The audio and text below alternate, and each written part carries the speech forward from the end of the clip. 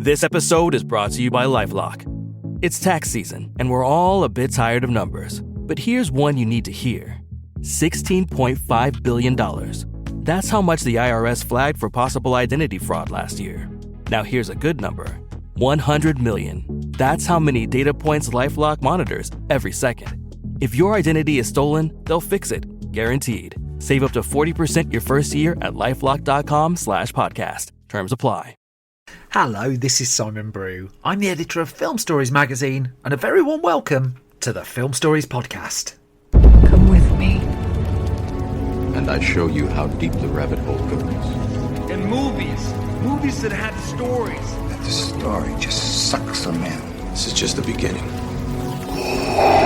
Stories. We would be honored if you would join us.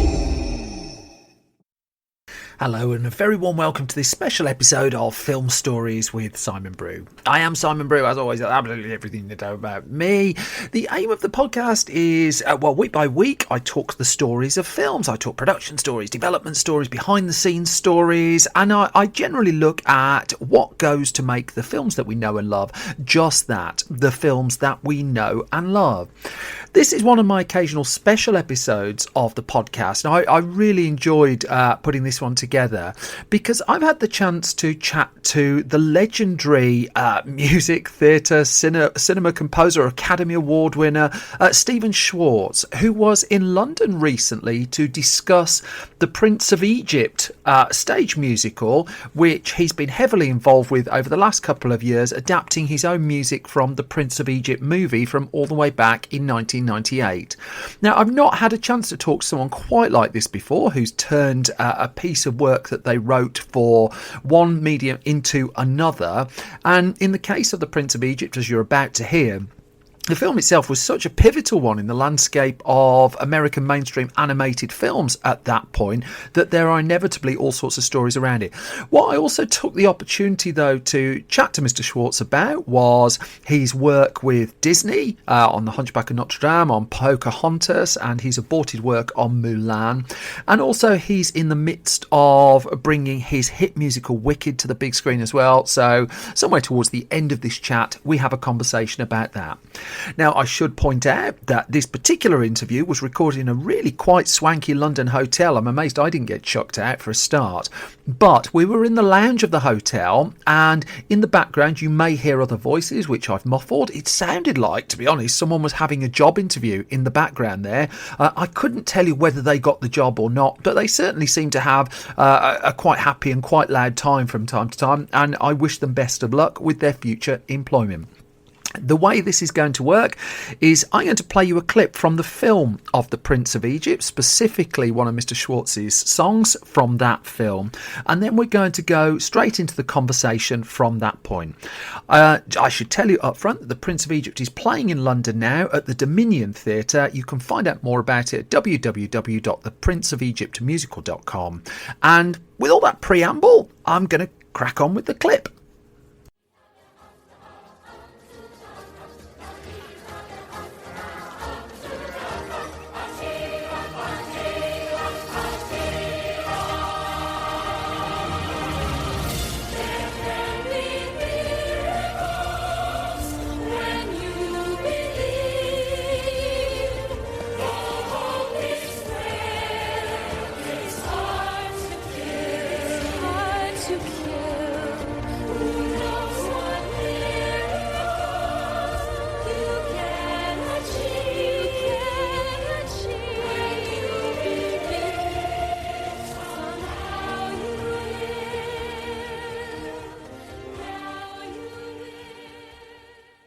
And I'm delighted to be joined by Stephen Schwartz here in a very cosy London hotel. Hello, how are you? It is cosy. There's a little fire going in this little lounge. It's quite lovely. How are you finding London in the midst of a very disease-riddled and storm-battered country?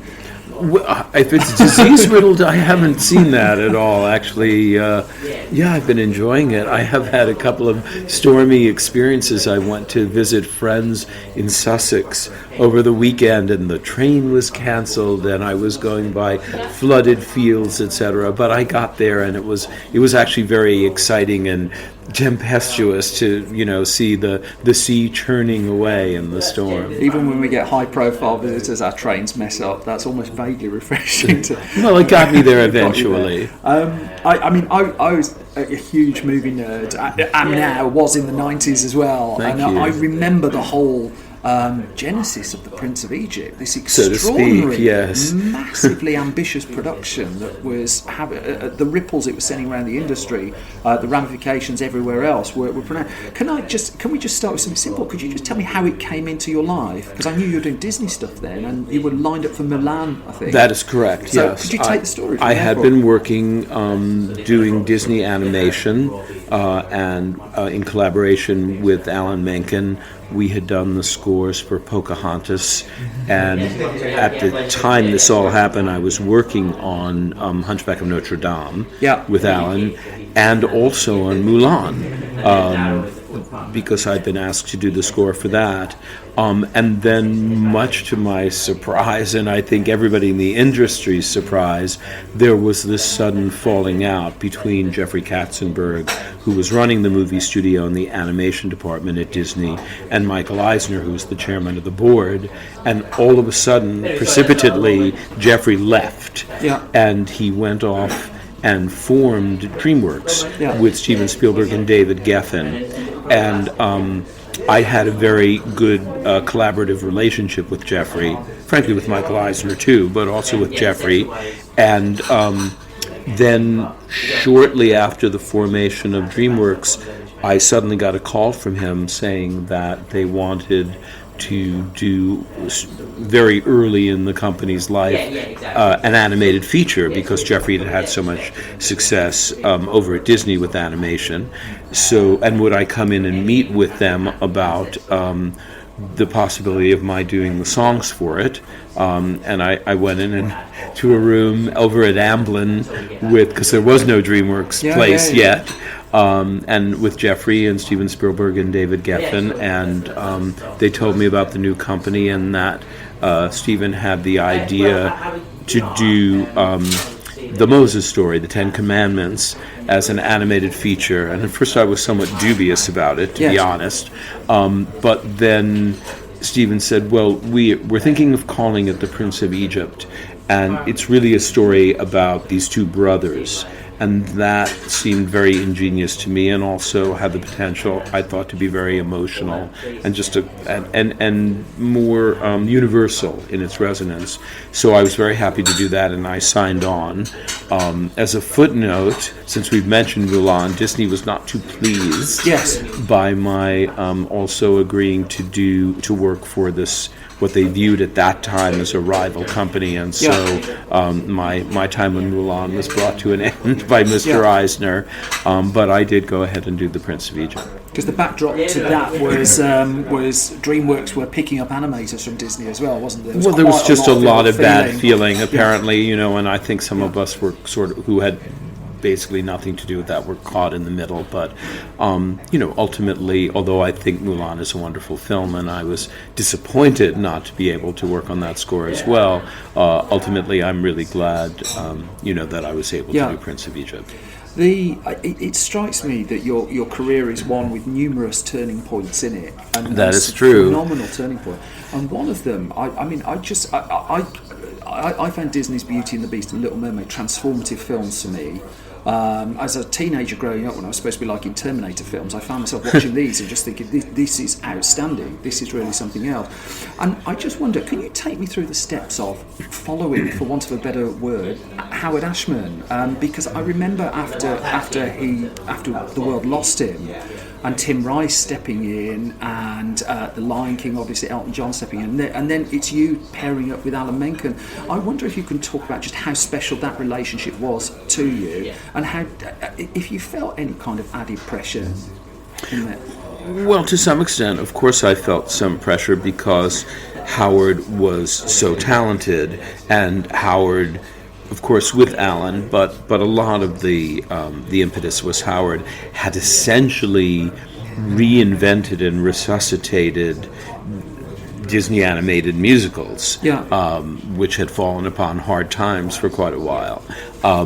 So yeah, I felt maybe the word isn't pressure so much as a real responsibility to try to live up to the precedent that Howard had set in terms of storytelling and bringing the techniques of musical theater to animated features.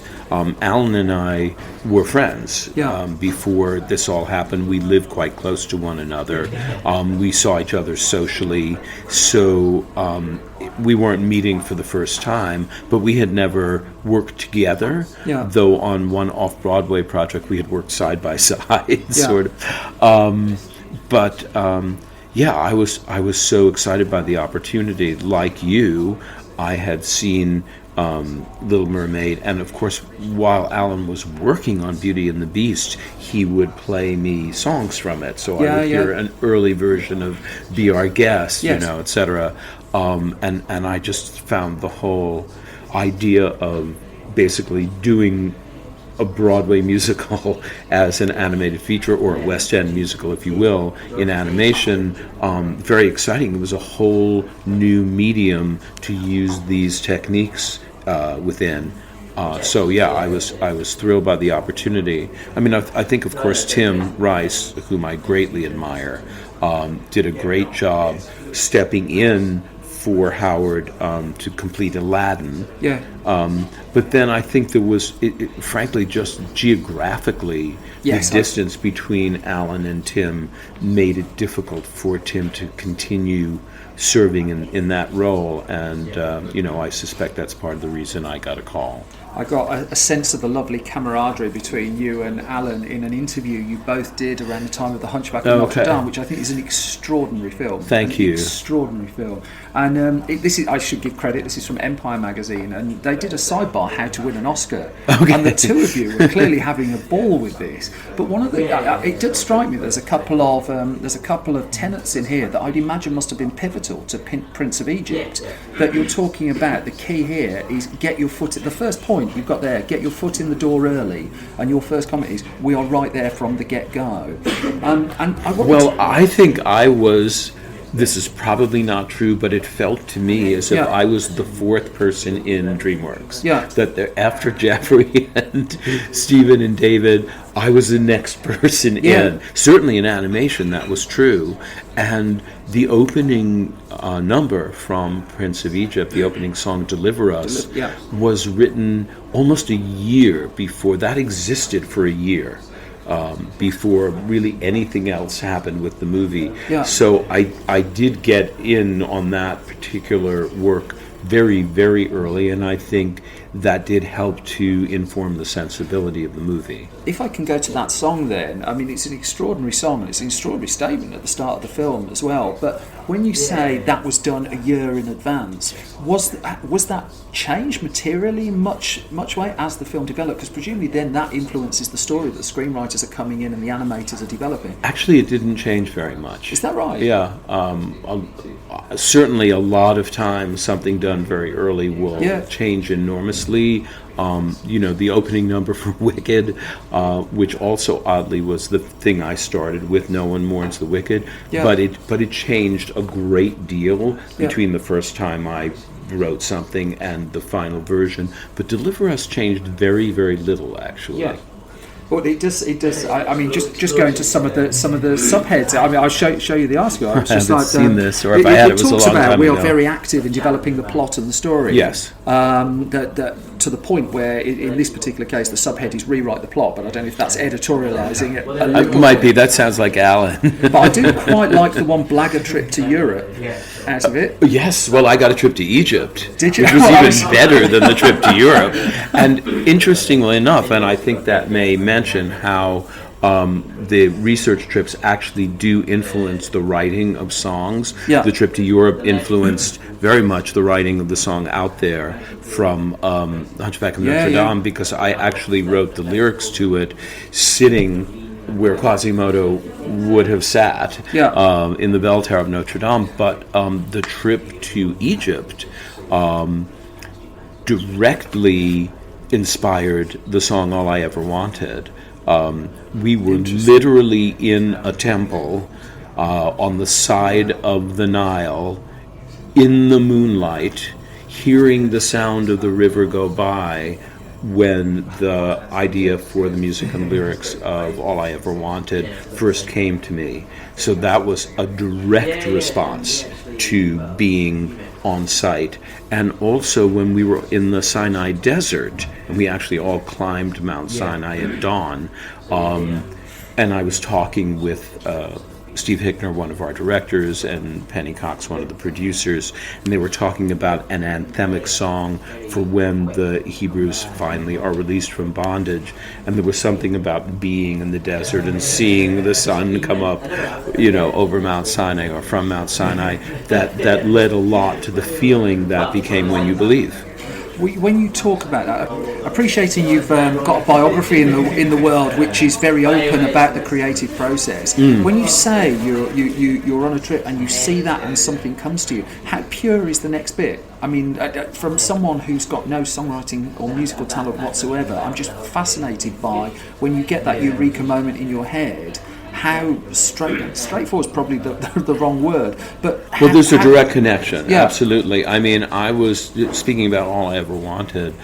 I was actually standing there in that temple and singing into my head, because it was the sound of the river going by, that sort of pattern, the da-dum, dee-dum, da-dum, dee-dum, and I kept singing it over and over again so I wouldn't forget it. And then when I got back to the sunboat, which was what was taking us up the Nile, I scribbled it down on some paper. I didn't even have music paper with me. I just made some lines on a paper and wrote that down so I wouldn't forget it. But yeah, it is definitely a direct connection, because I think it's so helpful to just have to see what the character would be seeing, and to hear it, and to feel the sort of atmosphere around you. Because if you can harness that in a song, then it has a kind of veracity, a kind of truthfulness to the song that I think communicates to the audience. And that truthfulness, by the sounds of it, is key to an awful lot of your work. I tried that. I tried for it. I mean, one doesn't always succeed, but that's certainly a goal. Yeah.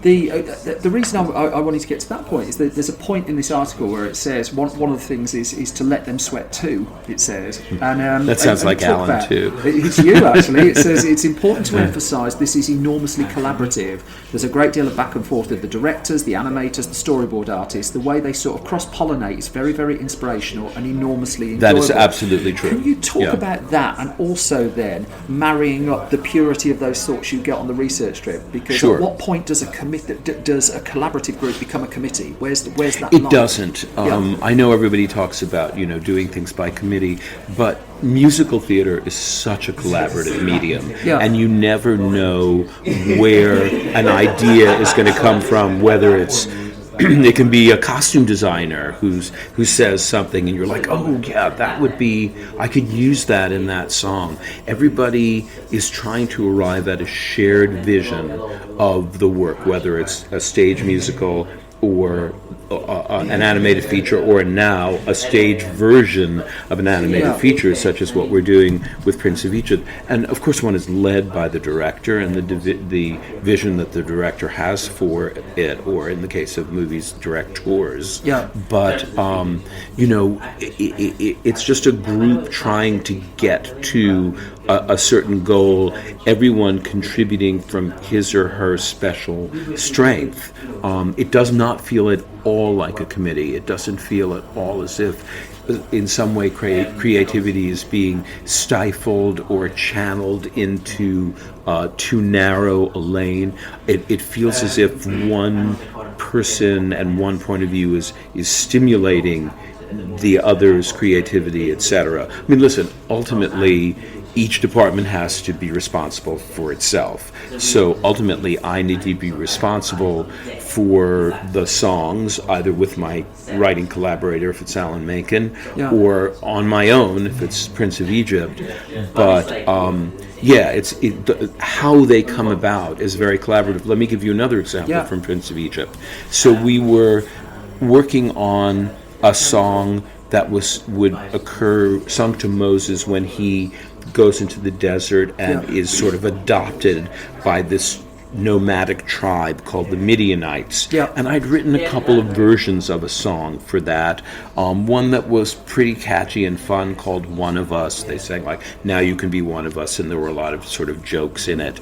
But it didn't feel as if it was sufficiently thematic. It worked as storytelling, but not thematically. And then one day, one of our directors, Steve Hickner, came in with a poem that he'd found called The Measure of a Man. And, I read the poem and based the philosophy of Through Heaven's Life on that poem. So that was contributed by Stephen. On the other hand, there was a little quatrain in every single version of that number that I wrote, or a little couplet, which said, when all you've got is nothing, there's a lot to go around. And Steven Spielberg loved that. And he said, whatever the final song is, that needs to be in the song. So it was in every single version of the song. I don't consider that constraining. I consider that inspiring. It did strike me, if you're employee 4 of DreamWorks, in some ways that's a once-in-a-lifetime opportunity to help set the creative culture. Absolutely. No, it was a great privilege and really exciting to be in on this particular project so early. And, here we are, however many years later. I'm not doing the math in my head, but it's a lot of years later. It's only 4 years, don't worry. Well, I mean, since from the film to this stage version, and still to be part of this project and telling this story and finding a new way to tell it, first of all, in a new medium, but also for another generation is very fulfilling. Can we talk to that then? Because we're sat in. It meant. I don't know how it would feel to you as the person who dreamed of this once upon a time, and I'd imagine this is not an unusual situation in your life, that we're sat 3-4 minutes away from a theatre where if I stand under the canopy, it's playing your songs that have been around for a couple of decades, that have found favour and fandom over a couple of decades. Your name is up in lights, and yet I wonder how you stop that feeling normal. How do you keep that sparky and special to you? Because the way you're talking about it is extraordinary. It's almost as if I'm there in the room on day one with you. Oh, thank you. I actually just pay no attention to that. It's sort of like they're talking about somebody else. Do you know what I mean? I understand that I've been around a long time and I've had a certain degree of success and a certain degree of recognition, and there are people who, sorry, I've just hit the mic. There are people who know my work and respond to it, but I'm just, in some strange way, that feels like him over there, that guy, Stephen Schwartz, But for me, I'm just doing what I've always done, which is telling stories with my collaborators and trying to communicate as effectively as all of us can the particular story and the philosophy and emotion, both behind and within it, that are important to us, about which we are passionate. And I don't think outside of that. I'm a boring old nerd though, and I kind of think life is about human beings. I think the heart of life is human beings. I agree. And the movie industry oftentimes doesn't, I've noticed. But people come out of a show that you've written, and you've touched a human being. You've got to a human being, and you say you detach yourself a little bit from I don't. No, but that's different. I don't detach myself from the desire, the motivation to communicate with individual human beings. That's the essence of what I do. What I completely am detached from is reputation. I get that.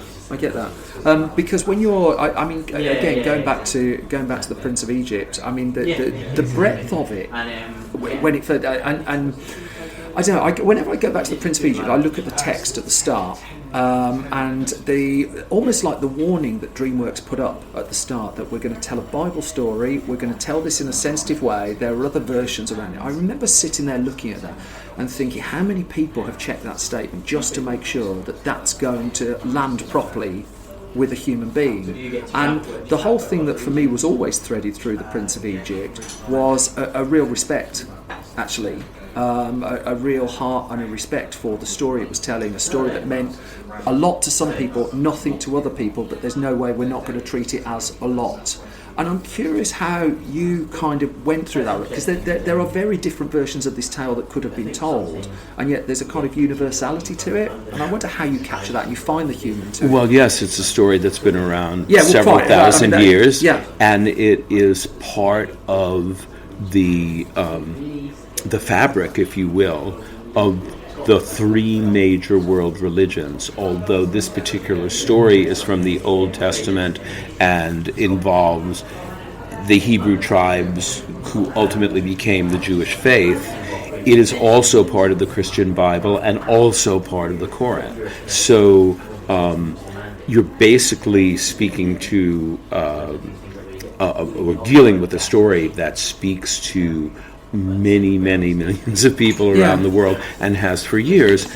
And so obviously I think one needs to treat the story with respect, but also I think one needs to treat the individual characters with respect. And one of the things that I like very much about the stage version, because we have more time and we're able to be more nuanced, is I think there are less sort of good guys and bad guys. Even in the movie, I feel we were more nuanced than animated features tend to be. We're like, here's the hero, here's the villain. The hero's always good, the villain's always bad. We tried not to do that, and I feel that the stage play goes even further than that. In some ways, if you think about Wicked, which I know seems, silly to compare to the Moses story, and yet there too you have two major characters, in that case the two witches, who are in conflict with one another, but also in concert with one another. And both of them are flawed, and both of them are right sometimes, and both of them are wrong sometimes. And with the Moses and Ramses characters who are the center Prince of Egypt, the brothers, I think that's also true. I think if we depart from the Bible, it's the sort of, what we didn't want to do was a story that was like, my God's better than your God. I really, that to me is not respectful of basically the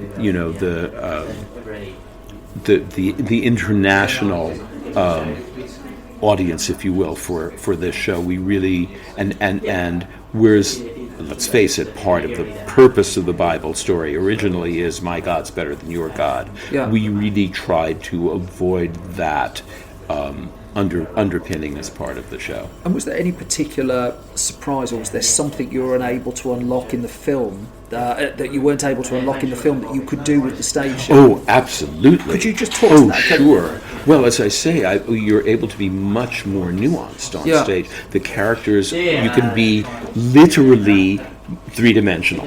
A movie, and particularly in a 2D animation, which is what Prince of Egypt was, which is beautiful artistically, and I think, you try to have very human emotions and very real emotions, and I think the film does succeed in that way, but it's just you have much more opportunity to make real three-dimensional characters when you're dealing with a stage piece. You have more time, you have more songs in which to do it, and you literally have live three-dimensional actors. So yes, I think that is something we are trying to.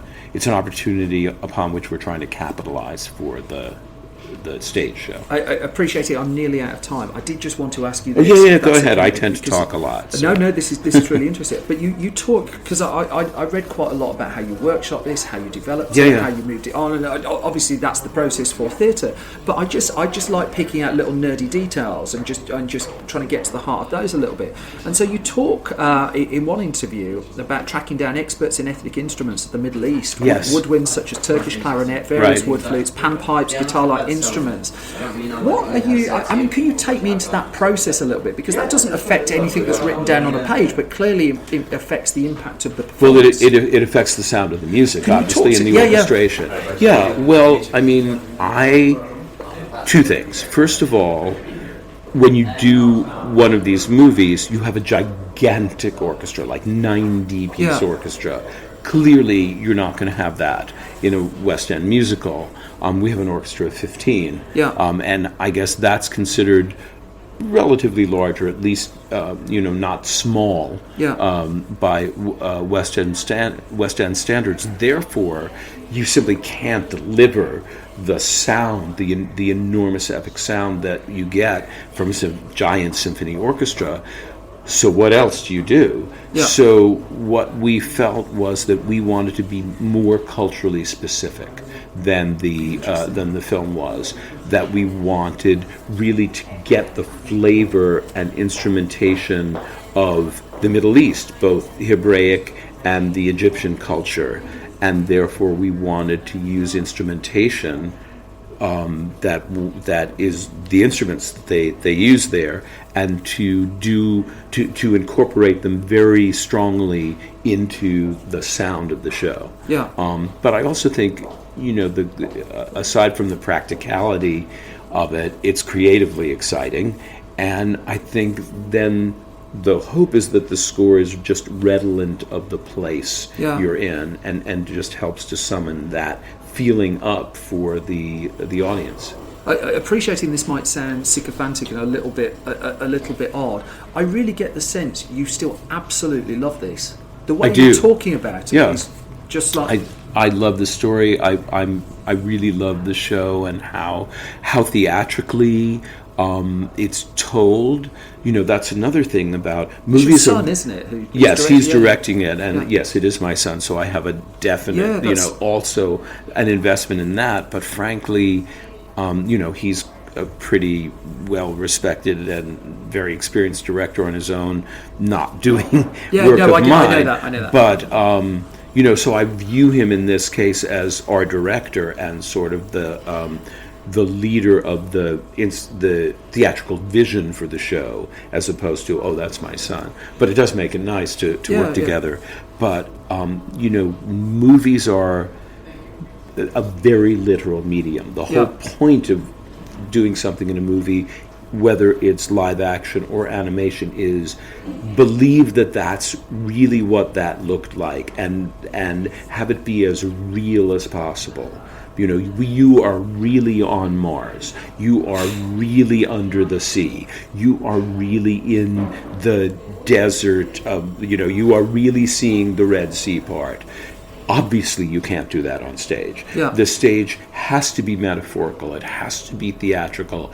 It demands sort of a conspiracy between the audience and what you're seeing on stage, that the audience is supplying part of what they're seeing in order to see the Red Sea part. It is going to be a metaphor, and a theatrical metaphor, and I find that very, very exciting. To have that kind of theatrical imagination. Well, how are you going to do a chariot race on stage? You're not going to have horses. You're not going to have a chariot.